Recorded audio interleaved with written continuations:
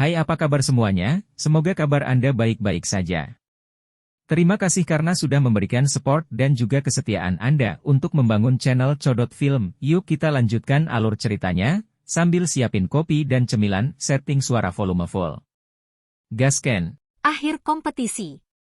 Serangan mendadak Xiao Yan di arena itu di luar dugaan siapapun. Apalagi, serangan sebelumnya selesai hanya dalam sekejap.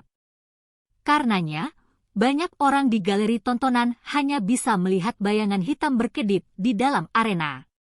Segera setelah itu, ada 3 suara teredam, dan akhirnya Bai Shan, Hu Jia, dan Wu Hao masing-masing memuntahkan darah dan dipaksa mundur sebelum menghantam batu dengan keras. Penonton menyaksikan Bai Shan dan 2 lainnya, yang bersandar di dinding batu, berjuang sia-sia saat mereka berusaha dengan susah payah untuk bangun. Seluruh stadion sunyi. Banyak tatapan, yang hampir membosankan, menatap pria muda jangkung di arena.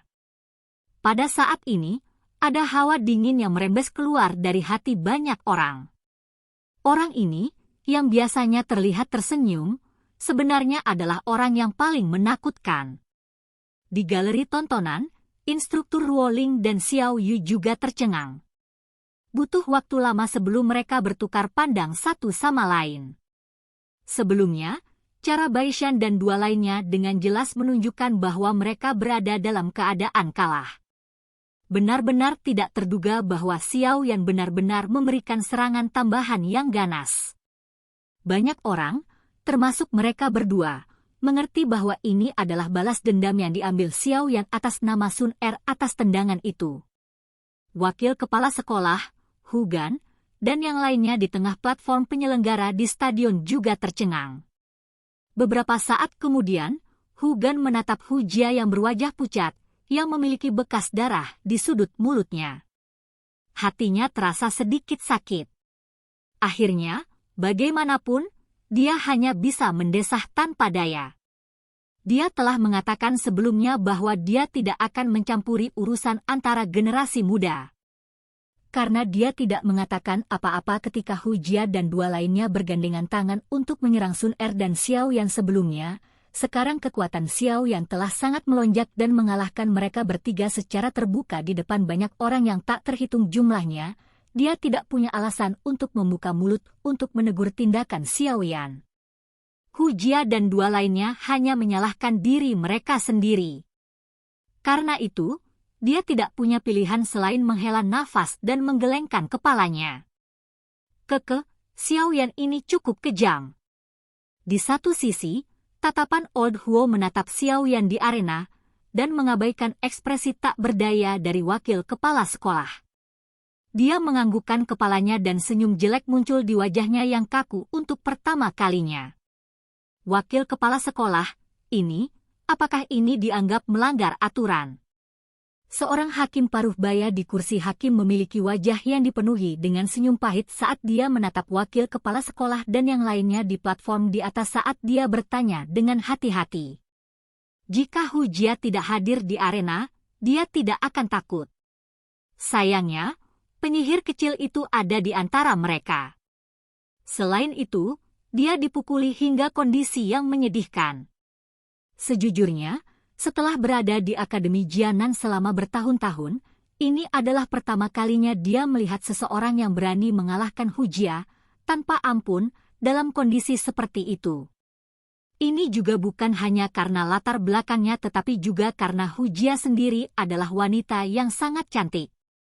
Meskipun karakternya tidak terkendali, menyebabkan orang tidak bisa memahaminya tapi wajahnya yang seperti malaikat dan sosok seperti iblis juga mengakibatkan cukup banyak orang di akademi menyukainya. Saat bertarung melawan wanita semacam ini, ada banyak orang di akademi yang akan menyerah padanya, bahkan jika mereka bisa menang. Sangat jarang orang melihat orang seperti Xiao Yan, yang tidak akan menunjukkan belas kasihan karena keberatan. Persaingan kali ini awalnya tidak dianggap benar-benar adil. Oleh karena itu, Xiao Yan juga tidak bisa dianggap telah melanggar aturan. Bagaimanapun, kita semua telah melihat dengan jelas kekuatannya. Wakil kepala sekolah melambaikan tangannya dan mendesah. Dia segera mengalihkan pandangannya ke arah Hujia di arena dan berkata di dalam hatinya, "Gadis, perlakukan itu seperti membeli pelajaran kali ini. Berada di bawah perlindungan saya selama bertahun-tahun ini telah mengakibatkan segalanya menjadi terlalu mulus untuk Anda. Mampu membuat Xiao Yan ini memukulmu memiliki beberapa keuntungan untukmu." Xiao Yan menghembuskan nafas panjang di arena. Dia mengabaikan tatapan tumpul dari seluruh stadion dan menoleh untuk memungkinkan pandangannya bertemu dengan wanita muda berpakaian hijau yang berada di atas batu di dalam reruntuhan. Senyuman hangat terlihat di wajahnya yang dingin. Menggerakkan tubuhnya, Xiao Yan berubah menjadi bayangan hitam yang muncul di samping Sun Er. Dia mengulurkan tangannya dan menyeka sisa darah dari sudut mulutnya sebelum bertanya dengan lembut, "Kamu baik-baik saja?" Itu bahkan tidak bisa dianggap luka dangkal. Sun Er tertawa pelan. Matanya segera mengalir ke tubuh Xiao Yan saat dia mengerutkan bibirnya dan berkata sambil tersenyum, "Sungguh tak terduga bahwa Xiao Yan Gege benar-benar akan maju selama pertarungan. Itu sangat mengejutkan." Xiao Yan menggelengkan kepalanya tanpa daya saat mendengar ini. Dia menepuk kepala Sun Er sebelum mengarahkan pandangannya ke kursi juri. Dia bertanya dengan suara yang jelas, "Bolehkah saya menanyakan apakah babak final kompetisi kualifikasi dapat dipertimbangkan untuk selesai sekarang? Jika tidak, saya bisa terus bermain dengan mereka bertiga." Ya. Kompetisi sudah berakhir. Lebih. Satu orang dari kursi hakim buru-buru berdiri dan menjawab dengan cepat saat mendengar suara Xiao Yan. Tingkat kekejaman yang ditunjukkan Xiao Yan sebelumnya sudah jauh melebihi harapan mereka. Jika mereka membiarkannya terus seperti ini, apakah Bai Shan dan dua orang lainnya dapat meninggalkan arena kompetisi hidup-hidup mungkin dipertanyakan. Latar belakang ketiganya tidak biasa. Jika sesuatu terjadi, cukup banyak masalah akan muncul. Kompetisi kualifikasi akademi dalam tahun ini telah berakhir. Setelah pertarungan yang intens, 5 besar sudah muncul. Mereka adalah Xiao Yan, Xiao Sun Er, Wu Hao, Hujia, dan Bai Shan. Seorang hakim, yang lebih tua, berdiri dari kursi juri, melihat sekeliling stadion sebelum segera mengumumkan dengan suara keras. Begitu suaranya terdengar, sorakan luar biasa tiba-tiba terdengar dari seluruh stadion. Dalam gelombang suara seperti arus deras ini, seluruh stadion bergetar saat mengeluarkan suara gemerisik. Tak terhitung jumlah orang dari galeri pengamatan berdiri dan memandangi pemuda dan pemudi yang berdiri sendiri di tengah reruntuhan. Mata orang-orang itu dipenuhi dengan rasa iri dan rasa hormat. Xiao Yan telah menggunakan kekuatan sejatinya untuk mengumumkan kepada semua orang siapa orang terkuat di Akademi Jianan kali ini. Pada saat yang sama, dia memberitahu mereka bahwa dia, Xiao Yan, memiliki hak untuk bersama seorang gadis yang sangat berbakat, disukai oleh surga, seperti Sun Er. Semua ini dibangun di atas kekuatan dan tinjunya.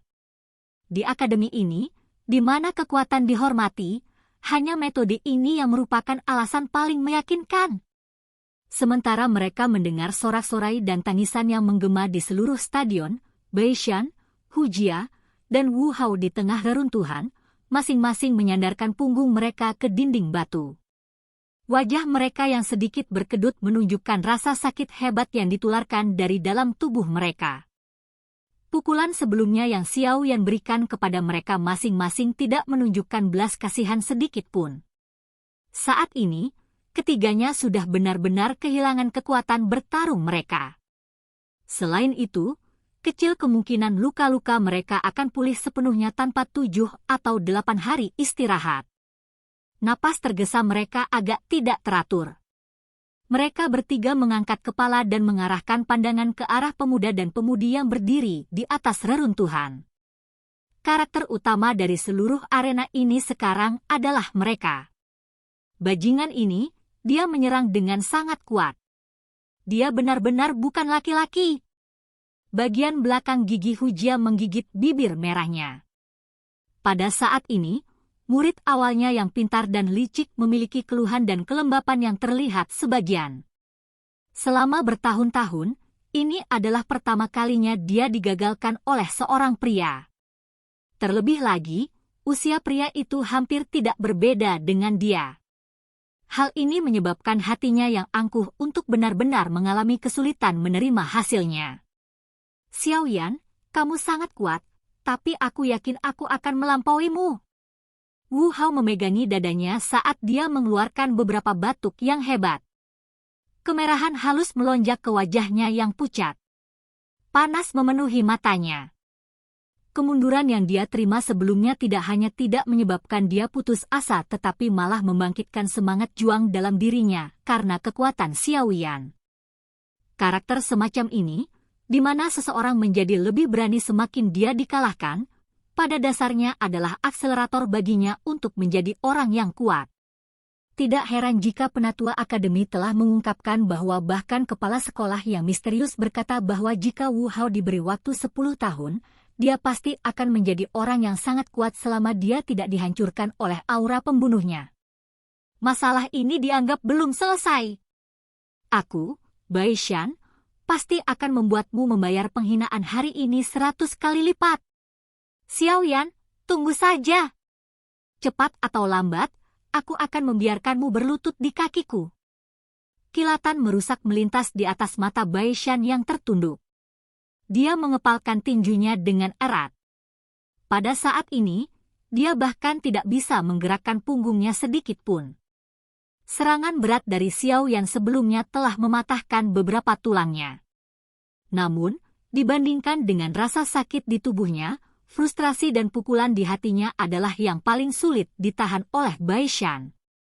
Selama 2 tahun ini, dia didorong untuk menjadi orang yang luar biasa dengan profil tertinggi dalam akademi luar melalui pujian yang tak terhitung jumlahnya.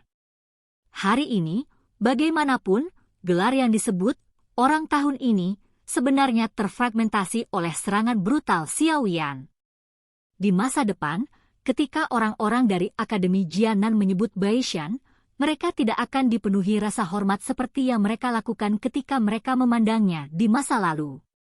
Ini karena akan selamanya ada satu orang yang berdiri di atas kepalanya. Orang itu adalah eksistensi yang mereka hormati dan hormati. Situasi seperti ini tidak diragukan lagi lebih sulit bagi Bai Shan, yang karakternya sangat sombong, untuk menerimanya daripada jika dia telah kehilangan nyawanya. Begitu seseorang jatuh setelah menaiki kuil jenius, yang orang-orang kagumi, mereka akan merasa seolah-olah mengalami kejatuhan yang luar biasa. Banyak orang tidak dapat menahan keputusasaan atau distorsi dalam hati seseorang dari jenis kejatuhan ini. Hampir seperti itu untuk Xiaoyan saat itu. Bai Shan saat ini juga sama. Xiaoyan saat ini secara alami tidak peduli dengan emosi yang berbeda di dalam hati mereka bertiga. Dia hanya tahu bahwa sekarang dia telah mendapatkan izin untuk masuk akademi dalam, jarak antara dia dan api jantung yang jatuh menjadi lebih dekat. Dia bahkan mulai mengantisipasi jenis perubahan drastis dan besar apa yang akan terjadi setelah dia menyerap api surgawi, jenis kedua. Yao Lao pernah berkata bahwa untuk Flame Mantra, menelan satu jenis api hanyalah sebuah fondasi. Hanya setelah jenis kedua, api surgawi, juga berhasil ditelan dan 2 api yang berbeda bergabung, itu akan menyebabkan seseorang mengalami perubahan menyeluruh seolah-olah seseorang dilahirkan kembali. Xiaoyan mengantisipasi perasaan seperti ini. Ini karena dia samar-samar bisa mengatakan bahwa setelah terlahir kembali kali ini, orang kuat yang memiliki kemampuan untuk membalas dendam dan melindungi kerabatnya sendiri. Sesuatu yang berbeda dari sekarang di mana dia perlu meminjam kemampuan Yao Lao untuk semuanya. Fallen Heart Flame, kamu milikku. Xiaoyan mengencangkan tinjunya. Emosinya melonjak sedikit. Selama dia mendapatkan benda itu, dia akan benar-benar memiliki kualifikasi untuk berada di antara orang-orang kuat di benua. Saat juri mengumumkan kompetisi akan berakhir, beberapa siswa yang mengenakan jubah alkemis melintas dari seluruh galeri tontonan. Mereka memasuki arena dan mengangkat Beishan serta 2 orang lainnya yang terluka parah sebelum berpencar dan meninggalkan tempat itu. Hei, Xiao Yan, kerja bagus. Metodemu. Aku, Lu Mu, benar-benar angkat topi untukmu. Namun, Anda mungkin telah memperoleh kemenangan hari ini, tetapi kemungkinan Anda telah menyinggung ketiga orang itu. Jika Anda memiliki kesempatan di masa depan, datang dan berkutatlah di Departemen Alchemist. Di Akademi Jianan ini, bahkan wakil kepala sekolah maupun unit penegakan hukum tidak berani melakukan sesuatu yang drastis kepada orang-orang dari Departemen Alkemis kami. Seorang pria muda yang memberi perintah kepada siswa dari Departemen Alchemist untuk membawa mereka yang terluka tiba-tiba menoleh dan mengarahkan pandangannya ke arah Xiao Yan. Sebenarnya Lu Mu yang dikalahkan oleh Xiao Yan kemarin. Jika ada kesempatan, tentu saja aku juga ingin pergi ke Departemen Alchemist untuk melihatnya. Xiao Yan tersenyum saat menjawab. Bagian mana dari sikap tenangnya yang bisa dilihat sedikit dari tirani sebelumnya? Lu Mu tersenyum, berbalik dan mengikuti kelompok alchemist keluar dari arena kompetisi. Ayo pergi, kompetisi sudah selesai. Sekarang, mari kita tunggu pemberitahuan dari Akademi Dalam. Xiao Yan mengamati reruntuhan di sekitarnya sebelum dia berbicara sambil tersenyum kepada Sun Er. Iya. Sun Er mengangguk sambil tersenyum. Mereka berdua perlahan berjalan keluar dari stadion yang berisik sambil ditonton oleh tatapan mata yang tak terhitung jumlahnya. Kompetisi tahunan terbesar secara bertahap berakhir saat mereka berdua mengambil cuti. Silakan pergi ke. Oke guys, jangan lupa like, comment, share, and subscribe di channel Codot Film. See you next video. Peace out and bye-bye.